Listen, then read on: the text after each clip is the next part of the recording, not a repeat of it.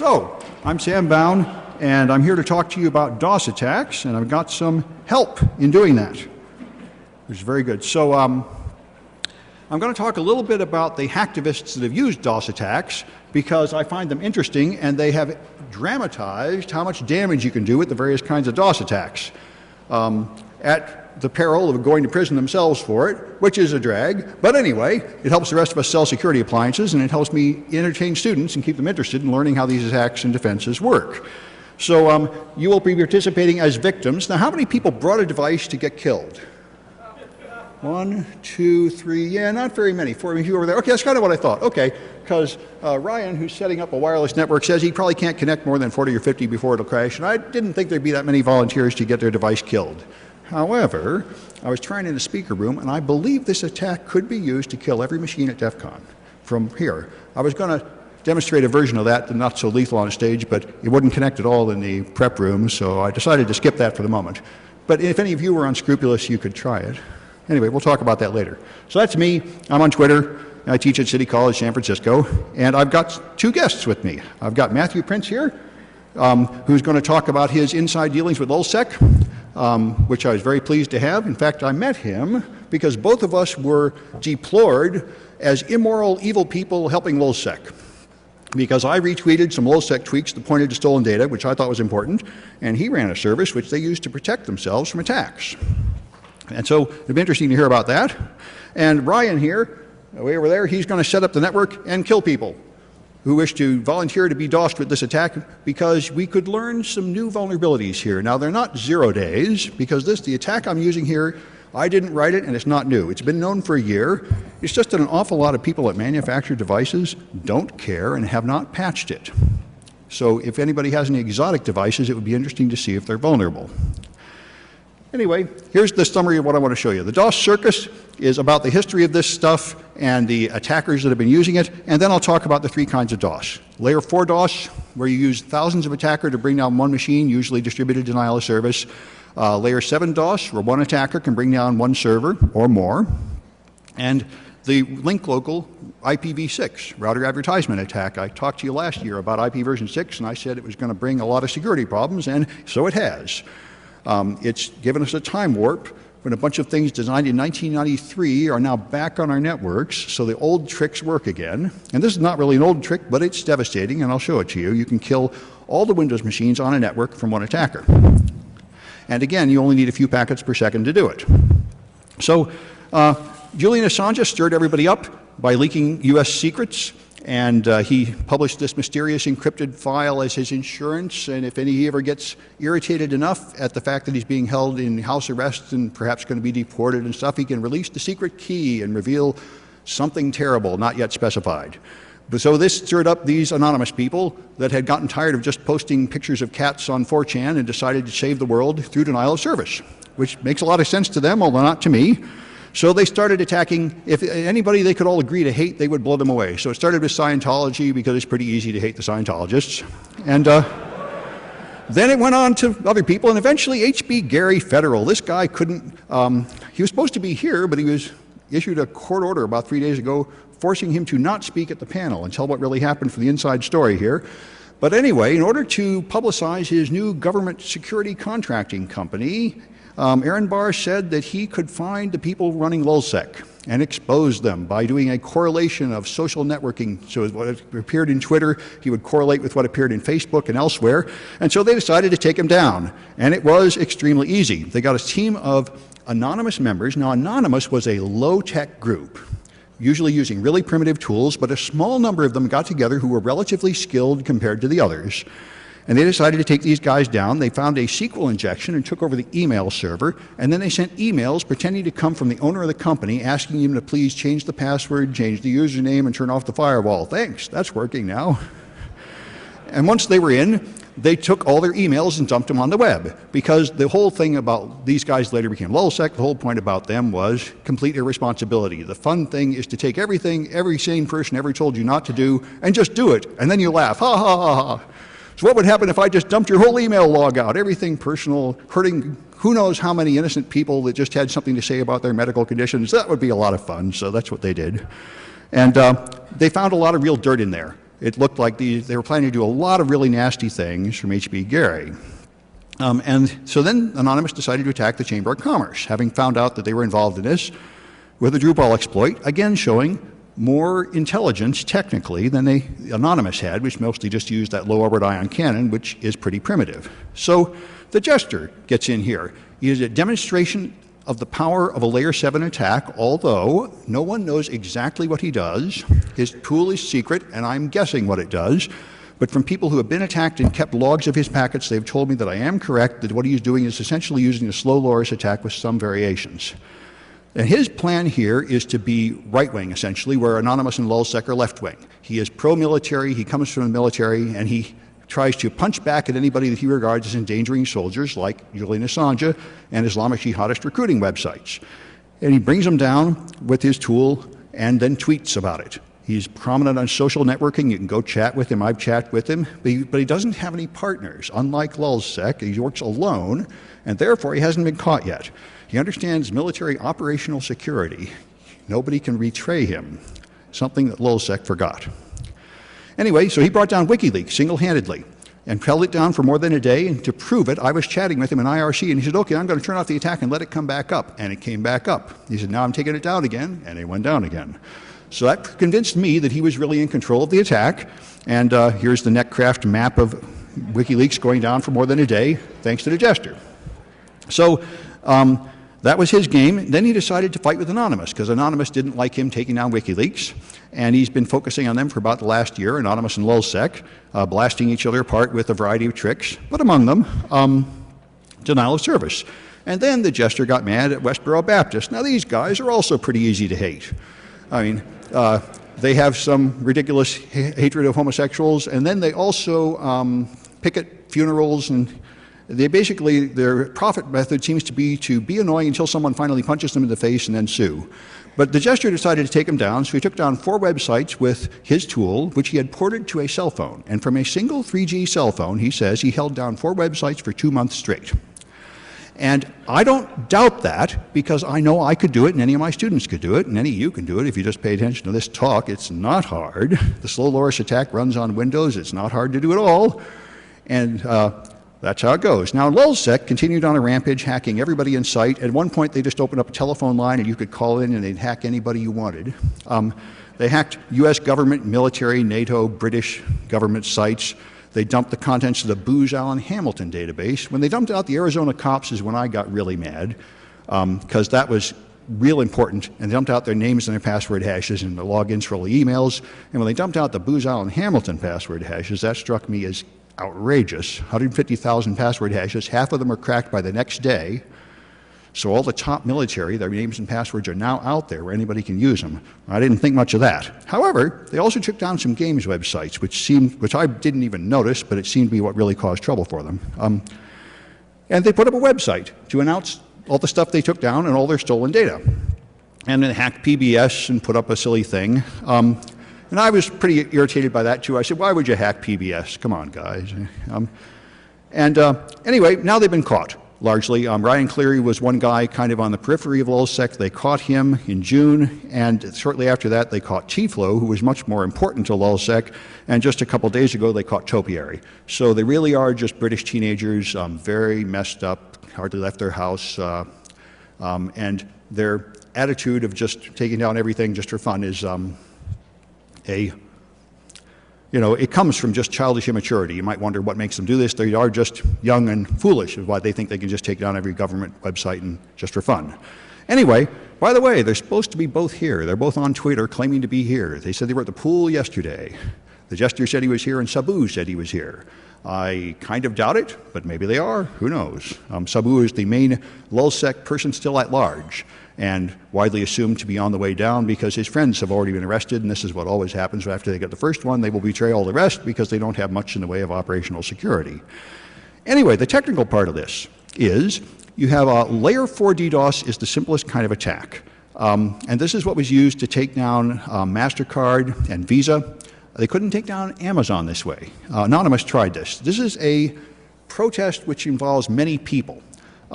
So the reason it does is the tool they use is the low-orbit ion cannon, which is just a network stress tester, and it doesn't do much harm.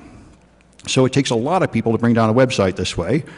But with the participation of 3,000 or perhaps 30,000 attackers, the number is not entirely clear, they were able to hold down MasterCard for more than a day, and many other sites. And this is the kind of attack that Kaspersky was talking about when they interviewed him a while ago and asked him how many infected machines would it take to bring South Africa off the internet completely. Or I'm not sure it's South Africa, some nation, and he said it would take hundreds of thousands of infected machines to do that. And I know that's false. I know it would take one 3G cell phone. However, he's not thinking of that kind of attack. He's thinking of the layer 4 attacks where it takes thousands of machines to take down one target. And it's really nothing more than just pressing F5 in your browser. F5, F5, F5. If enough people do that, you get the /dot effect. The page goes down. It is a denial of service of a sort. It's just a very weak, primitive one. The more powerful ones, one like the slow loris attack that Arsenic came up with a couple of years ago, and there were many previous versions of the same thing. Here you do something smarter. Instead of sending a complete request to the web server and just sending a lot of complete requests to the web server so it has to work too hard to serve them all up, you send it something that will jam up the web server. An HTTP GET request to get a page from a server looks like this. You have the layer 2 information and the layer 3 information, and down here you've got the GET, which is several lines of information. And if you just send part of the GET and you never send the rest of it, then the network assumes that you're on some kind of unreliable network and the packets have been fragmented. And so I've got the first half of it and the other half is still coming, so it waits for the other half. And that ties up incoming lines. And it's extremely powerful, and I'll show it to you here in a couple minutes. That's the slow loris will freeze all available incoming lines, and all you need is about 1 packet per second, and it stops an Apache server dead. Are you dead yet is another similar one, but it uses posts, and it affects IIS. IIS is not affected by the slow loris attack with incomplete GET requests, but it is affected by incomplete post requests. There are other variations of it now. There's one using Keep Alive DoS that works. I tried that, and it's somewhat effective. It's not as powerful as the slow loris attack, but it's another way to send requests that make the server do a lot of work. The gestures tool presumably uses one of these principles. He calls it Xerxes. It is a graphical interface. Looks like it runs on Ubuntu Linux to me, but who knows? And then it has this attacker. One important thing about the layer 7 attacks is you can run them through an anonymizer so you don't go to prison. The low orbit ion cannon does not enjoy this feature because it has to send a lot of traffic from you to the other end. If you try to run it through the Tor network, it'll just choke off your attack, and it'll just bring down the Tor network because it's like a flamethrower. It burns everything between you and the target. The layer 7 attacks are like a guided missile. It just sends a few packets that do no harm to anything, and when they get to the server, blam, the server becomes unavailable. So you can run it through an anonymizer, which is what he does, which means that not only can they not find out where it's coming from, but they also can't protect from it by any kind of simple firewall rules that search by source address, because all the packets come from different source addresses. Although, if you block all Tor exit nodes, which you should all do, that will stop them from using Tor, and they'd have to use something else, like a botnet of compromised machines to do it, and that would make it a little harder. But anyway, his tool starts, runs this thing through an anonymization network, and then brings down the target, and it's independently does a series of tests to the target, and when the target goes down, then it sends out one of those tweets, Tango down. Anyway, that's where we are up to maybe 2 years ago. These things were running. The link local DoS is much newer with IP version 6.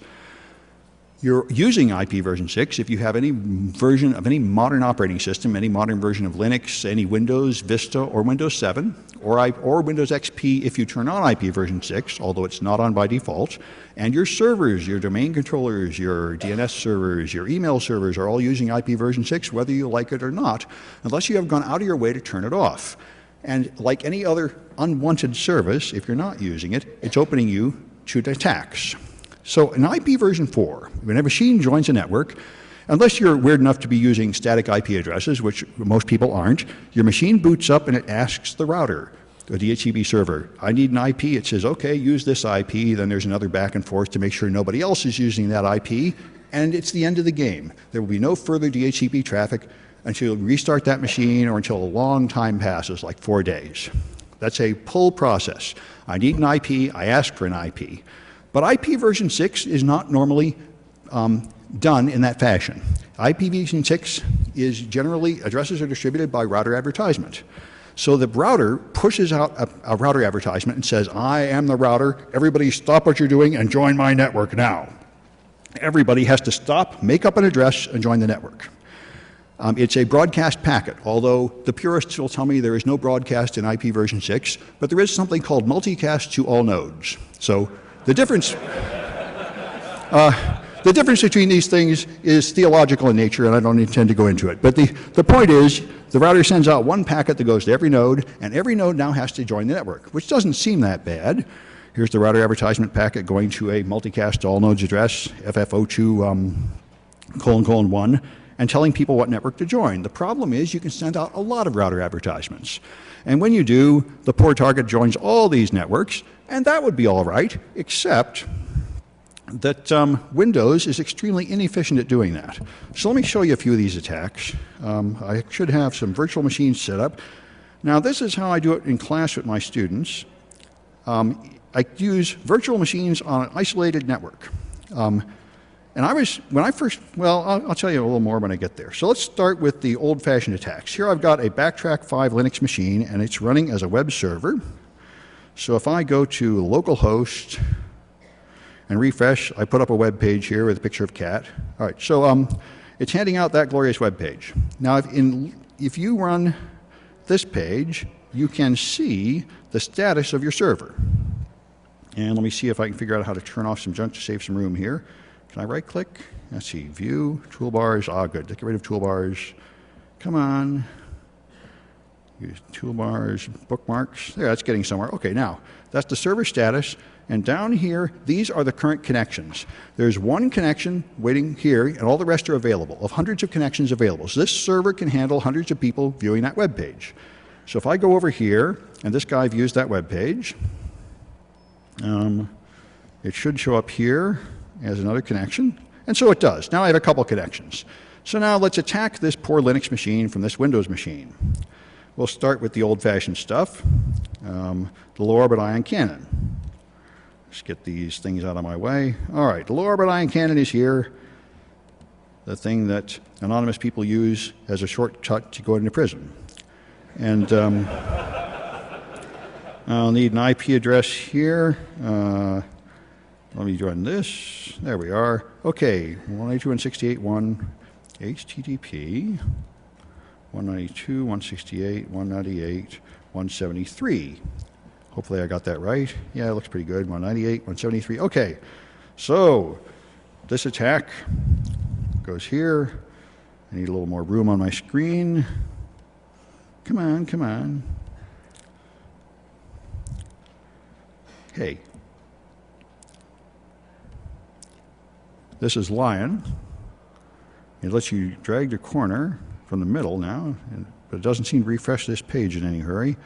Well, that's irritating. Turn to your computer. Well, I don't like virtual machines much, but under these conditions, I'm kind of forced to use them. Seems. Do what? Well, it won't even respond to anything I do right now. This is fairly common. I might have to restart. That one. Oh, there! It finally responded. I think there. That's good. That's right. It's just a little slow. I'm sort of getting used to this. All right. So now I have to lock on until the number appears here.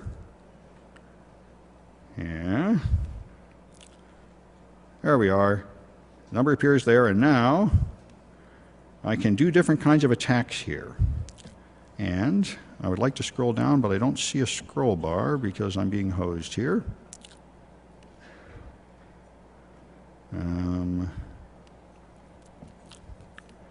Pardon me. All right, I'll have to go to full screen. That's the only thing I can do. I make it big enough so I can see what I'm doing. All right, because the low-orbit ion cannon, in addition to sending you to prison, isn't very well written. It doesn't let you see what you need to see too well.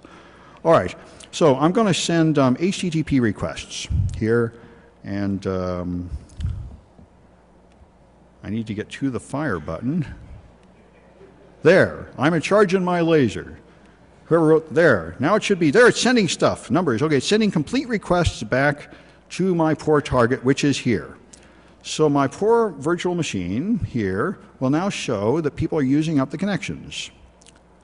And there they are. See, it's filling up with a bunch of C's. Now those C's are connections at the web server. It is gradually filling up here, so it's using up all the web server can do. But what it's doing is complete connections. They form a connection, they download that little web page, and then they wait to time out. So this does fill up all the connections and make the web server unavailable, but it does it in a very weak way because each connection terminates normally and then just ends its time normally. So it only ties it up for a couple of seconds. So that's what this one does. Let me get back to my virtual machine, which is here. So, all right, and let's stop that one. That should have stopped it, and get rid of that one. Let's do the slow Loris one, which is much more powerful. And OWASP wrote a Windows version of it, which is really nice. And it's also small enough that I don't need to have such a big window for it. All right, so now I have to put that address in here, 192. Give me a break. I could get it out of here, couldn't I? Yeah, that would be fun. Copy it from there, put it in here. Okay. Now this is going to run that attack. Let me just get this back to normal. Since I'm no longer attacking it, it goes back to normal. Only one connection. There's an extra one there. I don't know what it is, but I'm not worried about it. Now I run that attack. There we go. Now if I refresh this page, you see it's filling up, and it's filling up this time with R's. Those are pending requests. Each one of those will take 400 seconds to time out by default. So you don't need to send very many of them, and it uses up all available incoming lines, and this server is toast. So that's the slow Loris attack, and the HTTP post attack is similar. So it's very powerful and very dangerous, and now it's this easy. And when you stop, it will recover. It recovers pretty fast in this case. I don't know why it's not taking 400 seconds, but maybe the default timing in Apache on Backtrack 5 is different than what I think it is. I'm not quite sure what causes that. But anyway, now that we've shown you how to kill Linux or Windows, let's go the other way with the more powerful attack. Let me clear all this stuff up and set up my poor Windows machine to show you the evil that is about to happen to it. So if I go here into ipconfig /more or pipemore, you'll see this machine is an ordinary Windows machine. I put on a static address of 2::2 and IP version 6. It's got a IP version 4 address and really not much else going on. Now let me bring up a task manager window because that's the interesting way to see the damage that's going to happen to this machine. Task manager shows the CPU is now at 0%. So let me shove these things over near each other and shove it over to the side. There's my Windows machine just sitting there. Now if I send it some IP version 6 packets here, I'm going to do fake router 6 first. Fake router 6. This is the THC IPv6 attack suite from Van Housen in Europe someplace. And I do that on ETH1. And I'll send it DEFCON. I can't get an N though, but I can get that far of DEFCON. I'm going to send that. Okay, now it's sending some packets, advertising that network. Don't need to wait any longer. All the devices on that network have been commanded to join it. And there it is. It's made an address starting DEFCO. Now this is what's supposed to happen when you add a router in the normal course of events. I add a router, it advertises its prefix, everybody joins, and the game's over. But if I send a flood of unwanted packets at the rate of hundreds per second, ETH1, I'm going to stop it very soon. There. After each dot is 100, I've sent about 1,000. This is now at 100%, and it's just going to sit there at 100% for a long, long time. And,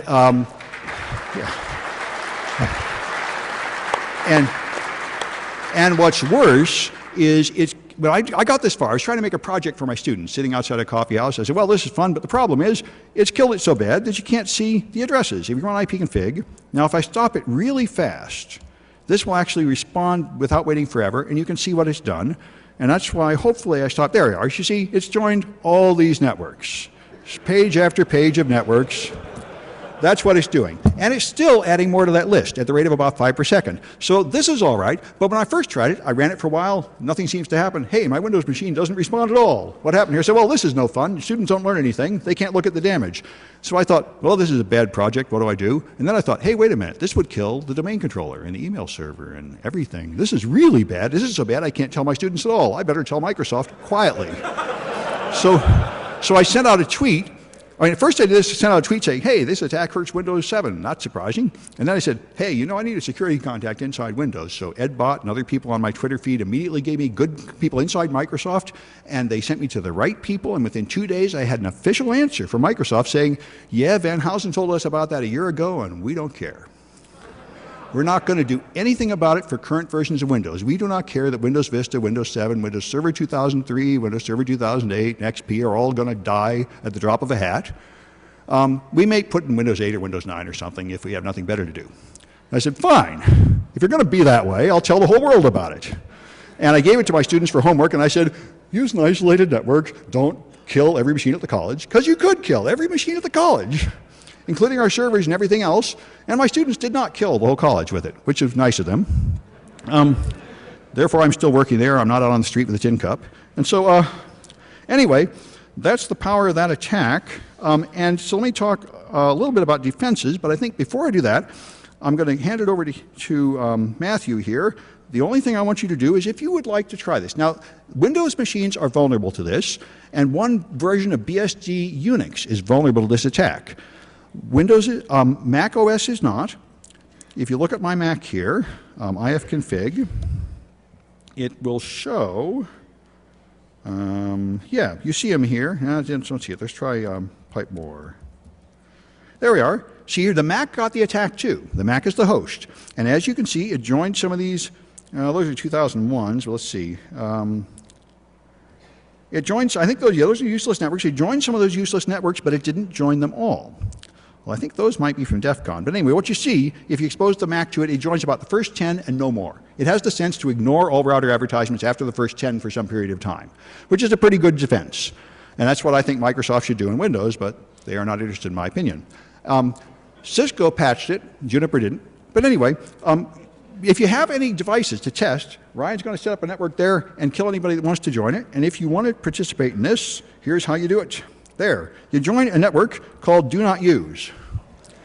And it's WPA2 encrypted, and the password is Do Not Use. So if you join that network, he'll see how many people joined and then run this attack and kill you. And if it kills you, it's interesting because other devices are vulnerable besides Windows and BSD. And if you have, some people said they were going to bring interesting devices here. Any device that networks may be vulnerable to this, and I would like to know, and I'd like you to go to the question room afterwards and tell me so we can inform the vendor and get stuff patched, because I think a bunch of people are vulnerable to this and they don't know. But anyway, let me hand it over to you. You can tell them your story about LowSec. And then I'll come back and talk about defenses if we have time left. Your stuff should be on the desktop. Let me dig down to it. Hey, Sam? Yeah? Is it do not use or do not connect? Is it do not use or do not connect, Ryan? Do not connect. Oh, do not connect. Okay. Thank you. Okay. Yeah, so its name is do not connect and the key is do not connect. Okay. Thanks, Sam. Sam is the only person that I know who can make running a DDoS attack seem charming.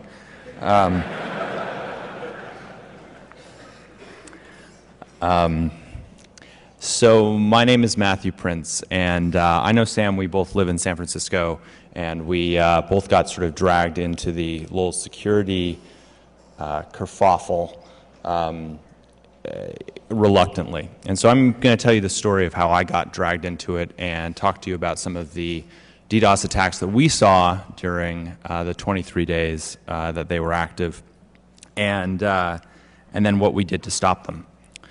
So on June 2nd at about 4:54 p.m. Greenwich Mean Time, the Lowell Security Twitter account announced that they had finally gotten around to actually making a web page. What was pretty amazing was that within about 15 minutes that web page was knocked offline by a fairly significant denial of service attack. I don't know the details of this particular attack because we hadn't been involved yet. About an hour after the web page was first announced, Lowell's announced that they had actually solved this problem on a Twitter account. And the only thing that had changed, as far as I've been told, is that 9 minutes earlier, they signed up for Cloudflare. Now, Cloudflare doesn't. We're a service. We make websites faster and we protect them from some attacks, but we don't really think of ourselves as an anti-DDoS service. So it was somewhat of a surprise for the Lowell security people to do that. It was even more of a surprise when an hour later, Lowell security sent out a message to me saying, "Hey, we love your service so much. Can we exchange rum for a free pro account?" I had no idea who Lowell Security was at this point, and so I tweeted back a tweet which my legal counsel has since told me to remove, which said, "It depends on how many cases and how good the rum is." They never sent the rum, and we never gave them a pro account, but Cloudflare is free, and thousands of sites sign up for it every single day, and we typically don't have problems with them. These guys we had some more issues with. And so over the course of the next 23 days, they wreaked mayhem in lots of different ways. And finally, on June 25th, they called it quits. And what was interesting is that the way Cloudflare works, we're a reverse proxy, right? So all of the traffic which goes to Lowell Security passes through our network first. Which has two significant effects. The first is anyone who attacks Lowell Security was attacking us, so that was amusing. And then secondly, it meant that Lowell Security was actually able to hide where their origin was, where they were actually hosting from, and that's a side effect of how our system is designed. But it was one that they used to great effect. Sam actually contacted me a little while ago. He said he was going to do a talk on DDoS, and we sort of talked about the experience, and he said, would I be willing to share some information about it? And again, we have legal counsel, and we're a real company, and we have a privacy policy, and even if you're an internationally wanted cyber criminal, we try to respect the privacy policy. And so I wrote the following email. There's a little bit more to it, to the email account that we had on file for Lowell Security on July 2nd, right after they had called it quits, saying, "Hey, I've been invited to talk about this at DEFCON. Would you mind?" And I didn't hear anything for quite some time. And then 11 days later, someone by the name of Jack Sparrow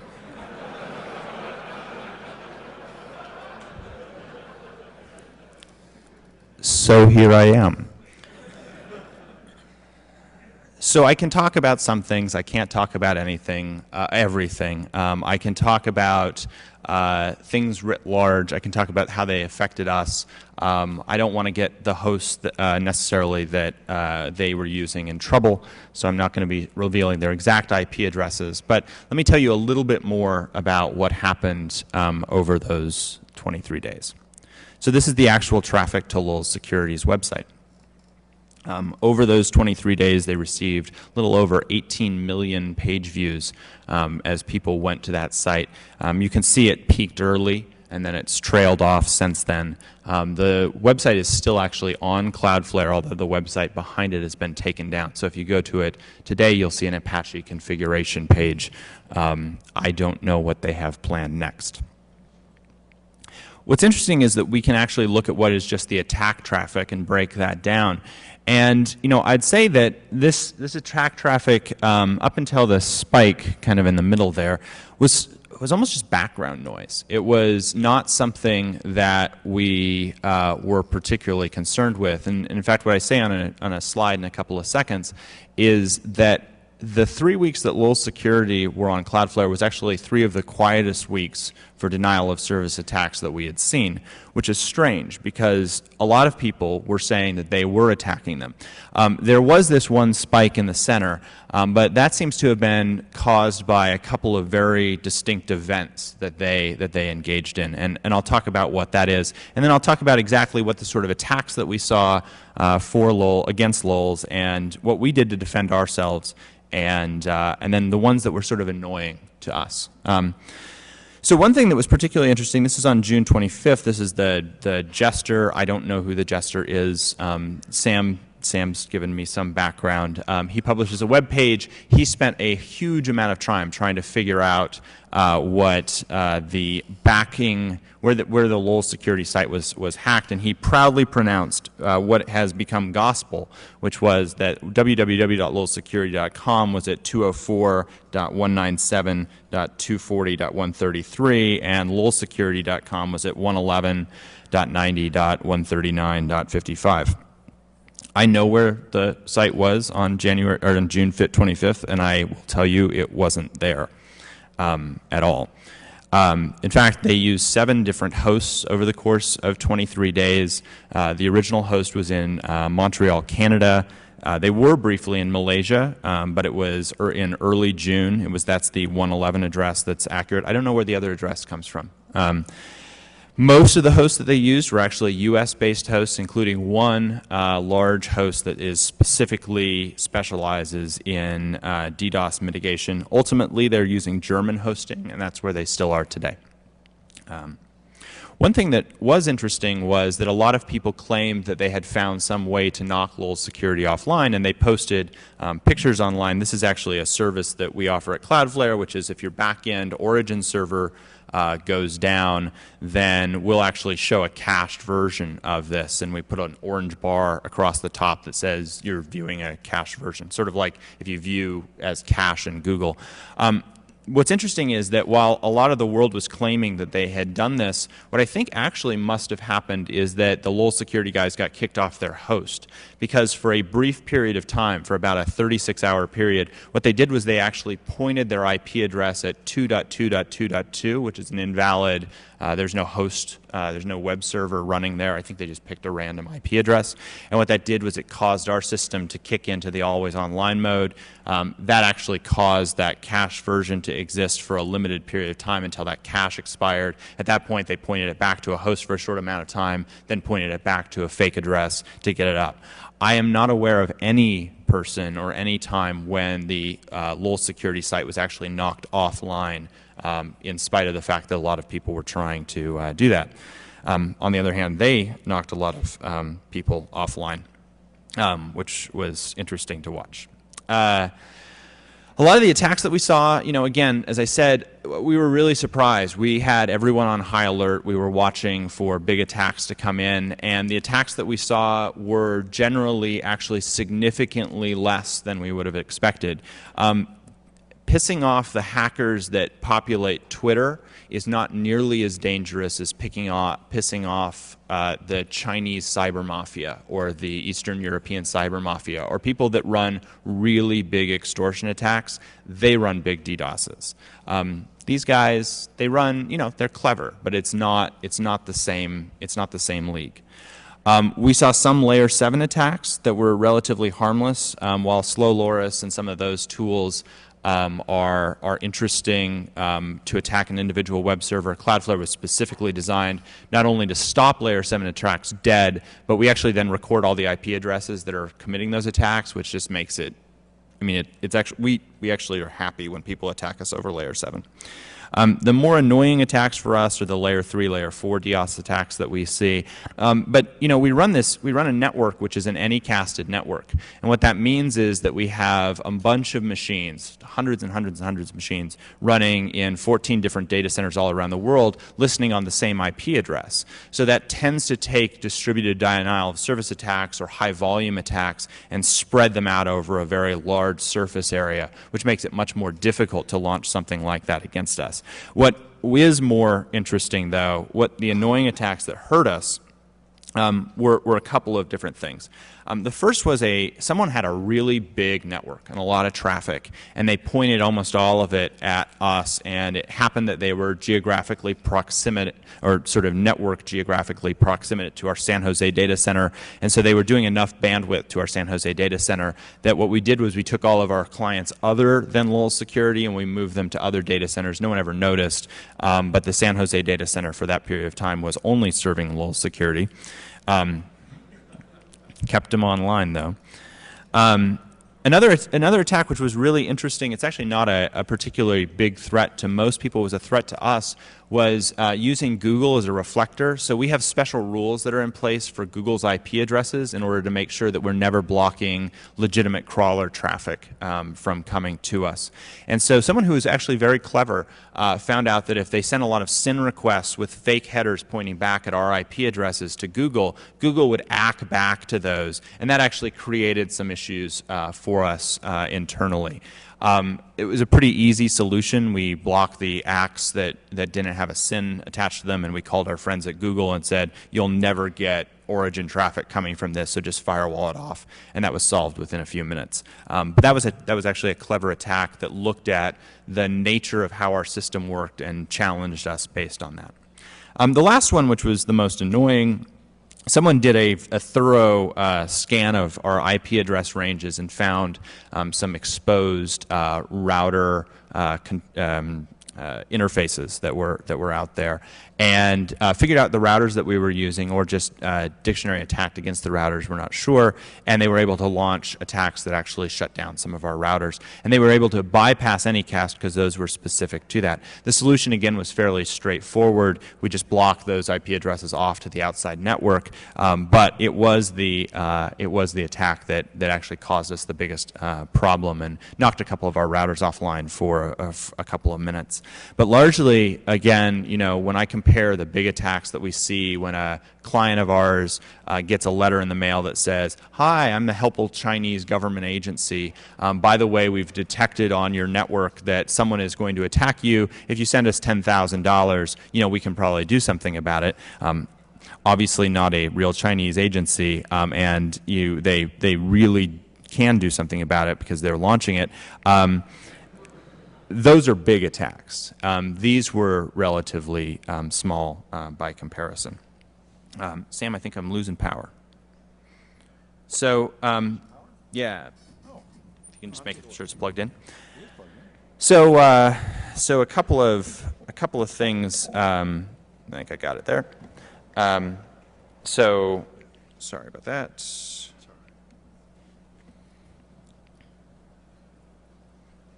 So a couple of things that were interesting. The first was, you know, again, when the Jester and all those guys were attacking, that's that sort of background noise pattern. What really started to, it seems, trigger pissing people off was when the LOL security guys went after Minecraft. And that was the real spike in traffic, and then the drop back off in traffic was caused when they stopped attacking Minecraft. In fact, internally in our office, the biggest debates were in terms of whether we should drop them off our network or not, came from the Minecraft aficionados who said, "You're now causing me pain, and that's not cool." So I guess the lesson is that if you're going to you know, launch DDoSes against people indiscriminately, don't pick on Minecraft. So, you know, we've watched, I have very little information on who actually the LOL security folks are. I will say that one of the usernames that signed up for the Cloudflare account is very, very similar to one of the usernames that's been arrested. I don't know if that means that it's just a coincidence or that they've actually been taken offline. We haven't seen much activity. They haven't moved their host around, and again, their website is down now. But it was an interesting 23 days watching kind of the attacks, and as all the world tried to take them down, seeing how we could help keep it up, for better or worse. So if this is of any interest to you, I'm East Dakota on Twitter, and we're Cloudflare. So thanks for having me.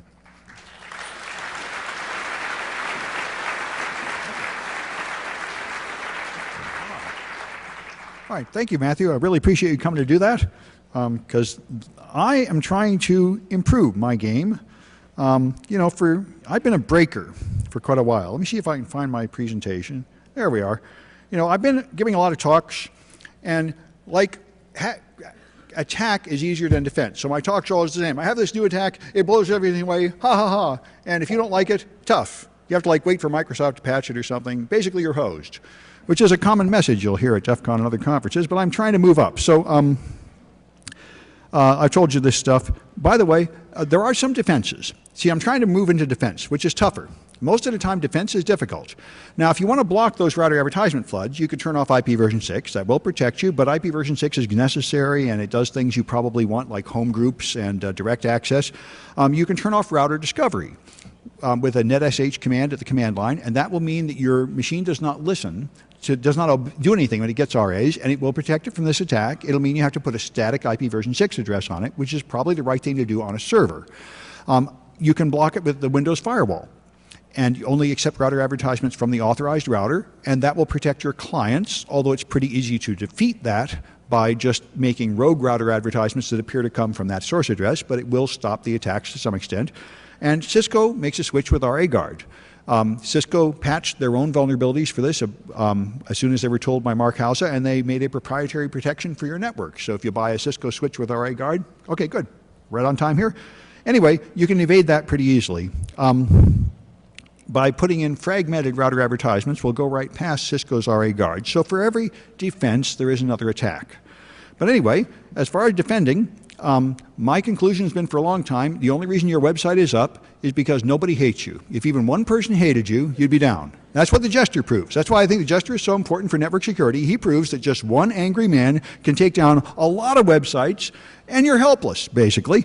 Now, it's not entirely true that you're helpless, but the defense seems to be a little difficult to put in. I tried playing with some defenses. You can use mod security. Now, in a laboratory condition, mod security's latest version has an anti-layer 7 DoS feature, but all it does is stop too many connections from the same IP address, so it will save you from a test on your network with that OWASP tool, but it won't stop the Jester because he goes through Tor or some similar network, and all the attack packets come from different networks. You can pay a service like Akamai to protect you, and they'll use a few tricks to protect you. You can put in a load balancer. The load balancers will protect your server by only letting complete requests make it to the server. But the load balancer itself will go down if you throw in enough traffic. It's a defense, but it's not a perfect defense. It took something like 4 times as many packets to free the load balancer in my test, so it's something. You can also do things like counterattack. HD Moore had a good one here. Somebody tried attacking him with a botnet, so he pointed his DNS address back to their command and control server, so they blew themselves away. And that's effective, of course, but it does mean your site is down while it's happening, and it's questionably legal. I mean, now he's taken the flame, just like if I had a shield and I reflected bullets back to shoot back at the bad guy shooting at me. I don't know. Anyway, there may be some legal issues there, but it did work, and it'll work against flood attacks like Anonymous with their low orbit ion cannon. But I was very pleased to observe Cloudflare here, because I've had the same talk I give everywhere. There's this horrible attack, there's not much you can do, and now I'm contacting people out of the blue that have vulnerabilities exposed on Pastebin to try to get them to fix their stuff, and they're typically small businesses that don't know much, that don't have any security team, and I can't tell them to purchase and implement a extra server to protect your server, but what I could tell them to do is just use Cloudflare, which is a free service, and that's not too hard to do, and it really will protect you, and I was very pleased to observe that it really stopped the Jester. The Jester really wants to take him down, and he really can't. It's the first thing I've seen that would do that you could easily deploy without, having an expensive network security team. So I'm going to be playing with it with my students next semester. We're going to be setting up all these defenses and trying to blast through them and trying to make them good and strong. Defense is much harder than attack. Anyway, I guess that's it. Did anybody actually get murdered here, Ryan? What's that? Ask them. Yeah. Did anybody's machine actually go down from hacking his network? Anybody want to talk about it? No volunteers. Well, when you volunteer to ruin machines up here, you don't get too many volunteers. Okay, fair enough. So I guess that's it. I'll see you next year. Oh, there's a Q&A room.